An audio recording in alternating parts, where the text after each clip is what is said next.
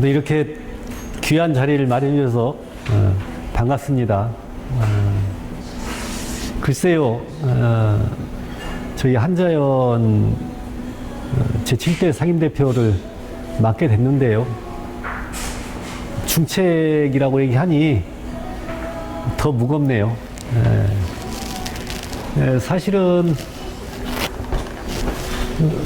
중책이라고 얘기한다는 것들은 지금껏 우리 한자연이 활동해왔던 그 전개의 과정들을 보면 중증장애인의 생존과 관련된 그러한 정책 활동을 주요하게 해왔던 것 같아요.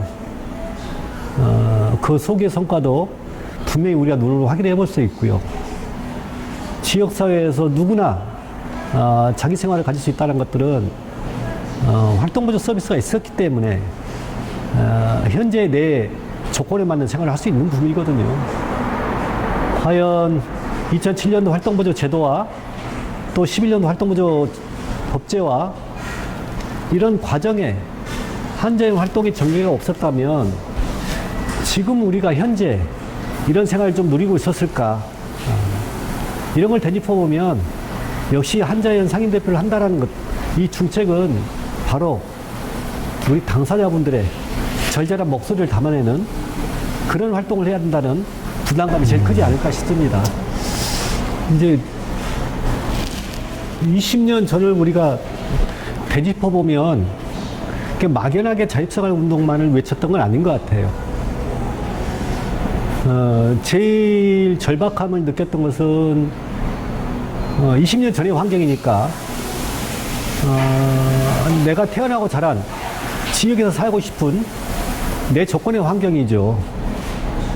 그때만 해도 대중교통 편의시설 전혀 없었고요. 또 뭐 소위 요즘 얘기하는 장애인 콜택시 이런 것도 없었고요. 활동보조 서비스 엄두도 낼 수 없었던 거고, 온전히 중증장애는 지역에서 가족의 보호 아래 내지는 가족의 어떤 선택과 결정에 의해서 수동적인 삶을 살아왔던 게 기사시였던 거죠. 근데 이 지역의 중증장애인의 문제만 사실은 절박했던 건 아니에요. 지금 역시 우리나라는 복지영역에서 이용시설과 거주시설 정책 이원화해서 추진하고 있는데, 거주시설에 계신 장애인 당사자분들의 폐쇄된 공간 내에서의 인권 침해, 그렇죠? 또 그 안에서 차마 입을 담을 수 없었던 여러 가지 사건, 사고들이 있었던 것이죠. 이러한 이슈가 하나로 모아졌던 게 사실은 이제 2000년도 초였던 것 같아요. 그래서 한국에 자립생활이란 것들이 도입되고 이걸 통해서 지역사회 거주 권리를 강화하기 위한 첫 번째 선언으로 자립생활 운동을 해왔던 이 과정의 평가가 있는 것 같아요. 이러한 성과를 통해서 우리가 흔히 요즘 접해볼 수 있는 건강보험공단 지원하고 있는 전동휠체어 장애인 보장구도, 이것도 2004년도에 장애인 운동을 통해서 2005년부터 건강보험공단이 보장구 지원을 시작했던 부분이 있는 거고요. 또 2005년도에 우리가 전국 자립생활 조례 재정 운동본부를 설치해서 전국에 있는 모든 지역에 자립생활 지원 조례 제정을 해왔던 것들. 또 2007년도에 장애인 자립생활 지원이라는 측면에서의 장애인 복지법 전면 개정 운동을 해왔다는 것들. 또 2007년도 활동보조 서비스 제도와 이런 일련의 활동의 성과들이 20년 평가 안에 그대로 녹아 있었던 것 같아요. 이 당시만 해도 장애인 운동하면 지역에서 또 길거리에 나와서 장애인의 절박함, 생존권을 얘기했던 그러한 시대의 흐름이었죠. 그러한 시대의 흐름 안에서 앞으로 20년 이후의 과제는 뭘로 할 것인가? 이것 또한 대단한 도전이 좀 필요할 것 같습니다. 지금은 우리가 중증 장애인을 대상으로 한 자립생활 지원을 우선시했다라면 이 중증 장애인 영역, 즉 신체 장애 영역에서 이제 정신적 장애 영역으로 전환해야 되지 않는가? 즉 발달 장애인이 그렇고 정신 장애인이 그렇죠. 여전히 발달 장애나 정신 장애 이 영역은 복지 영역에서 바라보는 게 아니라 보건의료 영역에서 바라보고 있습니다. 즉 장애를 의료 개념으로 보고 있는 게 강한 유형이기도 하죠. 이분들에 대한 복지 사각지대는 우리 사회에 만연합니다. 현재 정신질환, 정신장애인들은 정신병원, 폐쇄병동이죠. 내지는 정신요양병원 내에서 어떻게 생활하고 있는지 또한 전혀 알 수가 없습니다. 장애인 거주시설 인권침해 문제가 심화했다면 지금 이 정신장애인 관련된 시설 내에서 이 인권침해 얼마나 심오할까? 앞으로 장애인 운동은 바로 정신적 장애인을 포커스로 한 운동의 전환이 돼야 되지 않을까? 그것이 앞으로 한자연이 취해야 될 향후 20년 이후의 운동의 과제이기도 하나이겠다. 이런 생각이 듭니다. 좀 전에 말씀드렸던 내용과 일맥상통한 부분 같아요. 그러니까 장애인의 문제를 얘기함에 있어서 장애인 주체가 빠지면 얘기가 성립될 수 없거든요. 그렇다면 중증장애인 자립생활의 문제에 대해서 우리가 빠질 수 없었던 거거든요. 그렇죠? 그래서 중증장애인 개개인들이 집단화하고 또 집단의 모임들이 연대를 통해서 장애인 당사자 조직들이 출범했던 부분이거든요. 그럼 이후 한자연의 활동 방향도 저는 마찬가지로 봐요. 그러면 발달장애나 정신장애인 영역의 당사자를 전면에 내세우는 것, 또 그들을 조직하는 것, 또 그들을 집단화하는 것들, 또 그들이 바로 저희 한자연과 연대를 통해서 활동에 나가야 되는 부분들이 있겠죠. 이런 과정들이 바로 조직하고 세력화의 과정이겠죠. 물론 장애인의 세력화는 그게 쉬운 부분이 아닙니다. 일단 내 지역에 살고 있는 장애인들이 누가 있는지, 또 그들이 무엇을 하고 있는지, 또 그들이 뭘 하고 있는지, 그들의 의견, 욕구를 하나로 모아야 되는 거고요. 그 목소리를 바로 정책 제안 활동으로 이관시켜야 되는 것. 이것이 이제 조직화의 과정이고 세력화의 과정이거든요. 근데 개인이 막연한 어떤 민원을 가지고 해결하기보다는 집단이 민원을 제기하고 해결한 것들은 오히려 더 큰 힘을 발휘할 수가 있습니다. 장애인의 조직화는 바로 그렇습니다. 장애인의 문제를 우리 스스로 집단화해서 문제 제기한다는 것들은 바로 정책으로 편입되기를 요구하는 부분들이죠. 그러한 집단의 세력화됐을 때 바로 큰 힘을 발휘할 수 있는 것이죠. 이런 장애인 세력화를 통해서 좀 더 진일보하게 바로 장애인의 문제에서 장애인을 배제하지 말라는 측면에서 장애 주류를 우리는 요구할 수 있는 부분인 거고, 그것이 앞으로 한자연이나 내지 장애인 당사자, 내지 장애인 당사자 단체가 함께 요구할 부분이죠. 그것이 활동에 대한 전개로 세력화의 일련의 과정으로 갈 수 있는 거라고 저는 생각하고 있습니다. 이제 어찌됐든 중앙정부의 정책에 대한 전환이 필요하죠. 저는 이제 그 핵심은 신체장애인이 아닌 정부 정책에 대한 변화가 필요하죠. 그 중심은 이제 신체장애인이 아닌 정신적 장애인이 주체가 돼야 할 문제고, 또 정부가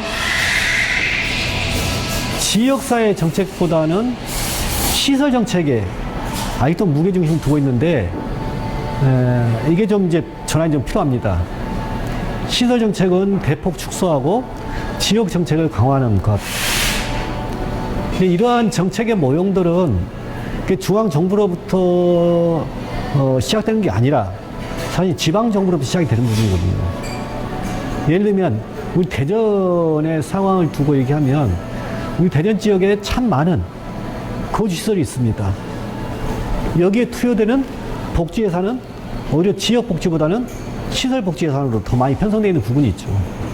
그럼 결과적으로 이 시설에 계신 분들은 지역으로 나가서 발전해야 하는 부분인데, 시설 정책이 강화되고 예산이 강화된다는 것은 여전히 시설이 계속 남아있기를 원하는 부분이거든요. 여기에 대한 전환이 필요한 것이죠. 대전 지역에 철저히 자립생활 5개년 계획을 수립하고 거기에 따라서 지역사회 정책과 시설 정책을 이분해야 되는 거고, 지역사회 정책을 우선으로 해서 개인별 지원 서비스가 가능한 정책 수준으로 가야 되겠죠. 이런 지역사회 정책 모형이 곧 중앙정책의 모형으로 전이될 수 있는 부분입니다.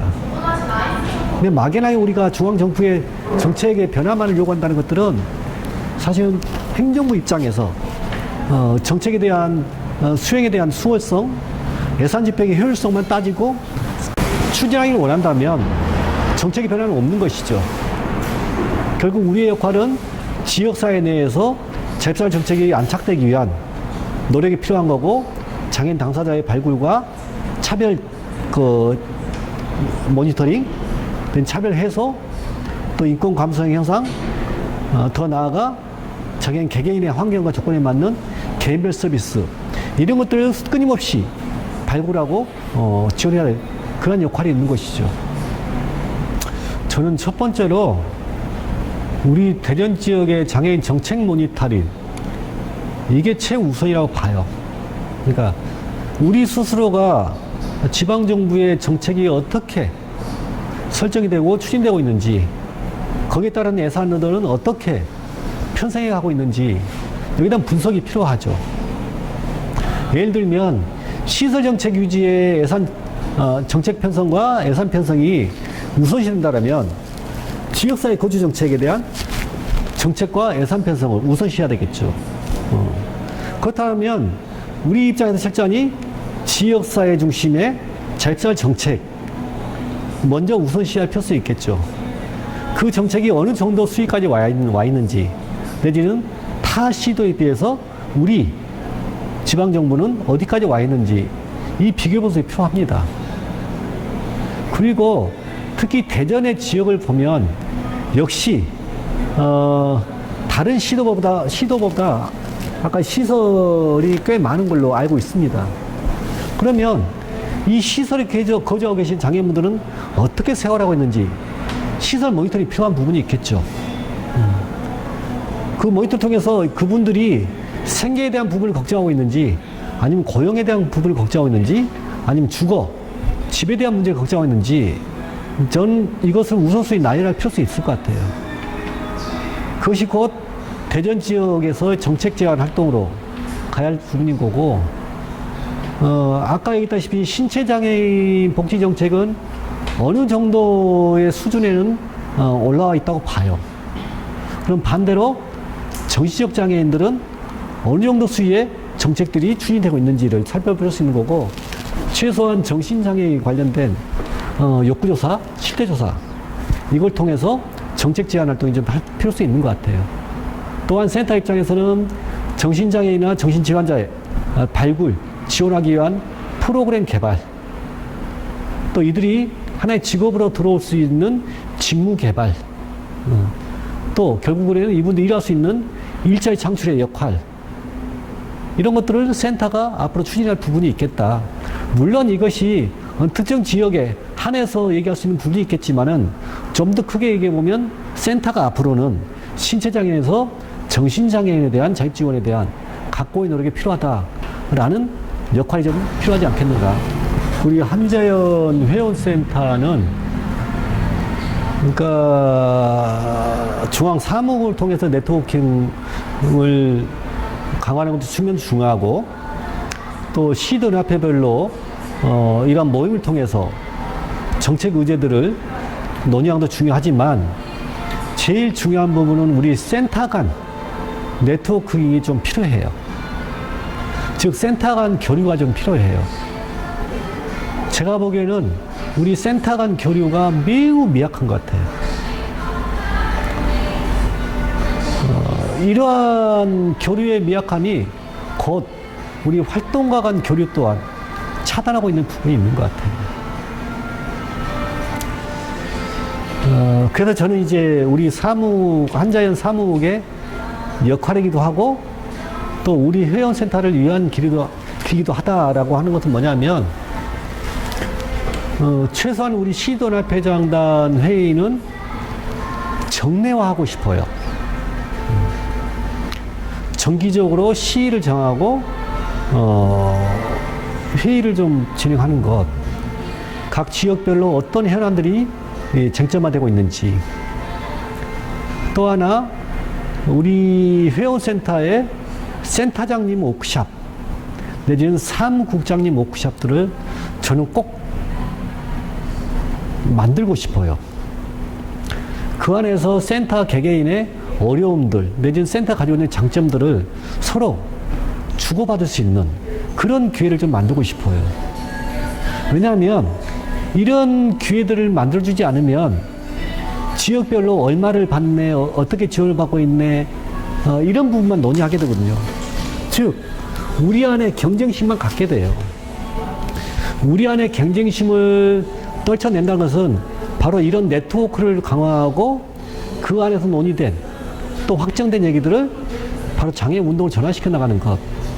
그것이 이제 장애인복지법 제4장에 제시되어 있는 자율적인 지원이라는 장 안에서 센터가 일괄적으로 중앙정부의 정책을 수용할 수 있는 동일한 역할로 가야 되겠죠. 그래야만이 서로의 경쟁을 좀 막아낼 수 있겠다. 또 하나, 각 지역별로 조건이 다르고 환경이 다릅니다. 그럼 거기에 걸맞는 정책 활동들이 센터가 네트워크를 통해서 좀 펼쳐갔으면 좋겠어요. 이것은 뭐냐면 곧 우리 대전이라는 지역 내에서 너나 할 것 없이 우리 모두가 동일한 정책 제안을 하고 그 정책이 추진됐을 때 동일한 정책 수혜를 받을 수 있다는 것이죠. 이렇듯 우리 회원센터의 하나의 회의 구조를 바로잡고 또 회원센터의 네트워크를 강화하고 그걸 통해서 우리가 원하는 정책 제안을 활동하고 그 성과의 일면에 모두가 역할자로 거듭나는 것들, 또 공동의 수혜자로서의 본의 역할을 할 수 있는 것들, 이런 것들이 좀 제가 아쉬운 부분이 있는데 저도 그렇게 되기를 많이 기대하고 있습니다. 저는 정말 2020년이 미워요. 일단 코로나가 밉고요. 또 그것 때문에 우리 당사자분들 만나 뵐 수 없어서 밉고요.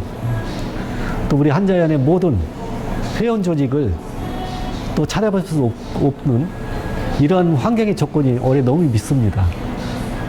조만간 코로나19가 빨리 극복돼서 당사자분들 또 우리 회원센터 모든 분들을 함께 만날 수 있는 그날을 꼭 기대하겠습니다. 그때가 여러분 건강하시고 다시 뵙기를 꼭 희망하겠습니다. 감사합니다.